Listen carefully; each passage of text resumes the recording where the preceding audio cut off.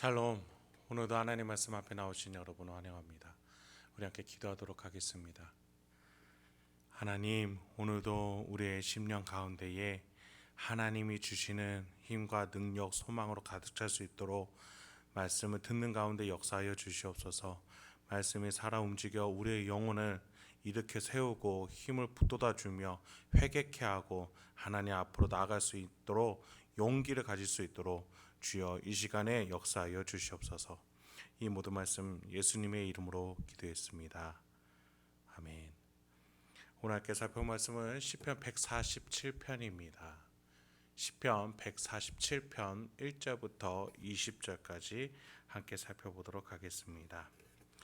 어제에 이어서 147편도 할렐루야로 시작해서 할렐루야로 마쳐지게 됩니다.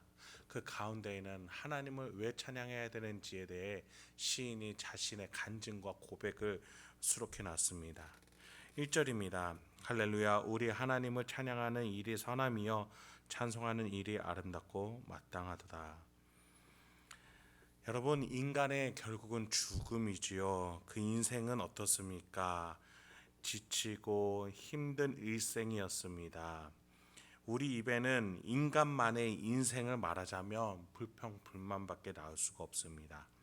그러나 하나님이 함께하는 인생을 말할 때 인간은 소망을 말하게 됩니다. 기쁨을 말하게 됩니다. 능력을 가지게 됩니다. 그래서 시인과 같이 하나님을 찬양하자, 하나님을 말하는 것이야말로 선하고 아름답구나 라고 말하게 되는 거죠. 2절부터 6절입니다. 여호와께서 예루살렘을 세우시며 이스라엘의 흩어진 자들을 모으시며 상심한 자들을 고치시며 그들의 상처를 싸매시는도다. 그가 별들의 수요를 세시고 그것들을 다 이름대로 부르시는도다. 우리 주는 위대하시며 능력이 많으시며 그의 지혜가 무궁하시도다. 여호와께서 겸손한 자들은 붙드시고 악인들은 땅에 엎드러뜨리시는도다. 2절에서 흩어진 자들을 모으신다 라고 말하는 것을 보니 이스라엘이 바벨론 포로기를 마치고 예루살렘으로 돌아와 복귀한 후에 이 시를 노래하고 말하는 것으로 우리는 생각할 수 있습니다. 이스라엘 백성들이 포로기에서 돌아와 예루살렘을 재건했던 그 일은 사실 기적과 같은 일이었습니다. 하나님께서 새로운 대제국 페르시아를 통해서 바벨론을 멸망시키시고 그 왕 고레스에게 감동을 주셔서 이스라엘 민족으로 하여금 포로에서 해방시키시고 예루살렘으로 돌아가 재건케 하셨던 일이 있었기 때문입니다. 그리고 그런 가운데 하나님께서는 이 이스라엘 백성들의 마음의 상처를 어루만져 주셨습니다. 시인이 포로에서 돌아온 이들의 심령을 보니 하나님이 그들을 하나하나 어루만져 주셨음을 느꼈던 것이죠. 그렇습니다. 하나님은 온 세계를 다스리는 크신 분이십니다. 그런데 동시에 우리 하나님은 섬세하게 한 명 한 명을 보살펴 주시는 섬세한 분이심을 우리가 함께 기억해야겠습니다. 그래서 그분은 못하실 일이 없으시죠. 그런 분이 나의 하나님이 되주시고 나 하나를 바라보고 계시며 보살피고 계신다라니 참으로 감사하고 영광스러운 일 아니겠습니까? 그분의 놀라운 능력과 나를 어루만져 주시는 지혜를 찬양할 수밖에 없다라는 겁니다. 이제 시인은 두 번째 찬양의 목적을 7절에서 11절과 같이 이렇게 말해줍니다. 감사함으로 여호와께 노래하며 수금으로 하나님께 찬양할지어다.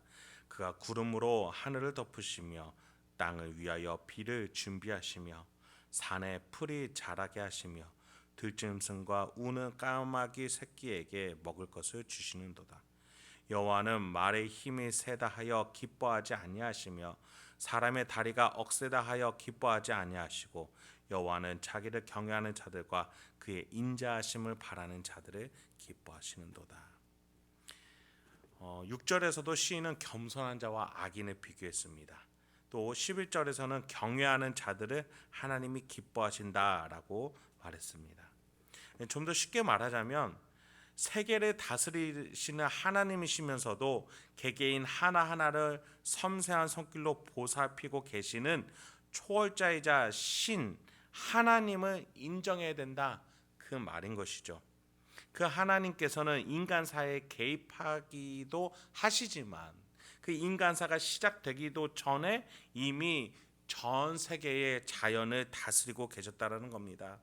하늘이 구름을 덮는 것, 비가 내려 산에 풀이 자라나는 것, 온갖 동식물이 자라나는 것을 돌보고 계셨다라는 겁니다.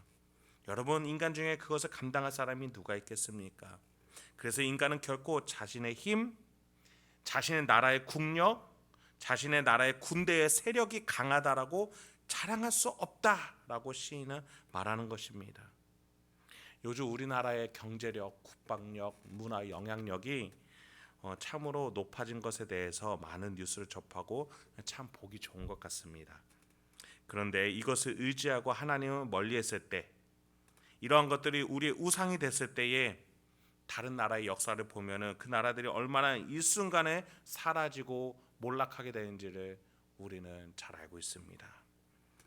우리의 경제, 국방, 문화보다 더 섬세하고 전 세계적으로 역사하고 계시는 하나님 앞에서 경외하고 겸손할 줄 알아야 된다는 겁니다. 결코 그것들이 우상이 돼서는 안 되겠습니다. 이 나라 또한 하나님이 세우시고 다스리시는 나라임을 기억해야겠습니다. 12절 15절까지 다시 한번 찬양 제목을 시인은 말하고자 합니다. 예루살렘아 여호와를 찬송할지어다. 시온아 내 하나님을 찬양할지어다. 그가 내 문빗장을 견고히 하시고 내 가운데에 있는 너의 자녀들에게 복을 주셨으며 내 경내를 평안하게 하시고 아름다운 밀로 너를 배불리시며 그의 명령을 땅에 보내시니 그의 말씀이 속히 달리는도다. 처음에는 세계를 다스리신 하나님, 두 번째는 자연을 다스리신 하나님, 그리고 이번에는 나의 생활을 다스리는 하나님에 대해서 좀 더 섬세하게 자세하게 집중을 합니다. 하나님께서는 우리의 문의 열고 닫힘을, 또 우리 가족 구성원의 희노애락을, 우리 집의 살림살이까지 신경 쓰고 계신다라고 시인은 지금 방금 노래한 것이에요. 15절을 근데 볼까요? 그의 명령을 땅에 보내시니 그의 말씀이 속히 달리는도다. 시인이 경험한 하나님의 역사는 순종하고 경외하는 자에게 하나님은 언제든지 가장 적절한 때가 되면 즉각적으로 역사하신다라는 거예요. 우리의 염려, 걱정, 근심이 되는 것들을 가장 적절한 때에 하나님이 시작하시면 곧장 해결해 주시는 분이시다라고 고백하고 있는 겁니다. 16, 18절을 한번 볼까요?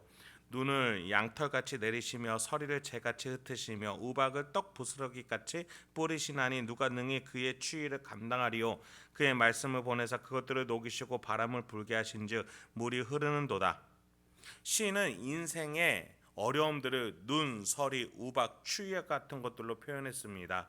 이런 것들이 있을지라도, 하나님이 그러한 고난과 시험을 주실지라도 하나님께서 말씀을 보내시니 즉각 그것들이 달려 하나님의 명령으로 추위가 사라지고 다시 봄날의 바람이 불어 풍요하게 할 강물이 흐르게 된다. 그렇게 시인은 말해주고 있습니다.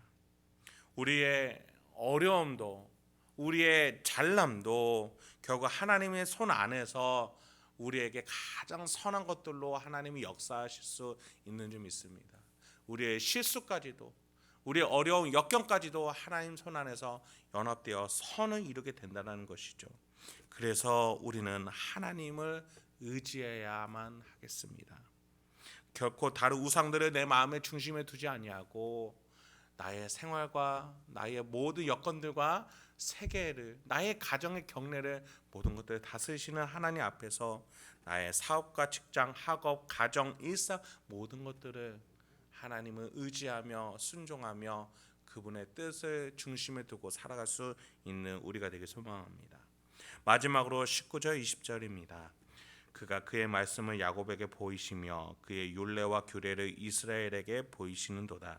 그는 어느 민족에게도 이와 같이 행하지 아니하셨나니 그들은 그의 법도를 알지 못하였도다. 할렐루야.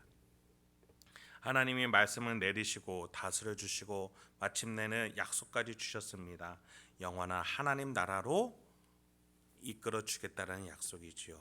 그래서 하나님은 하나님 나라 백성, 하나님의 자녀답게 살라고 율례와 규례를 주시며 명예롭게 살아라고, 약속이 없는 자처럼 살지 말고 약속이 있는 자처럼 살아야 될 그 모습까지도 주셨습니다.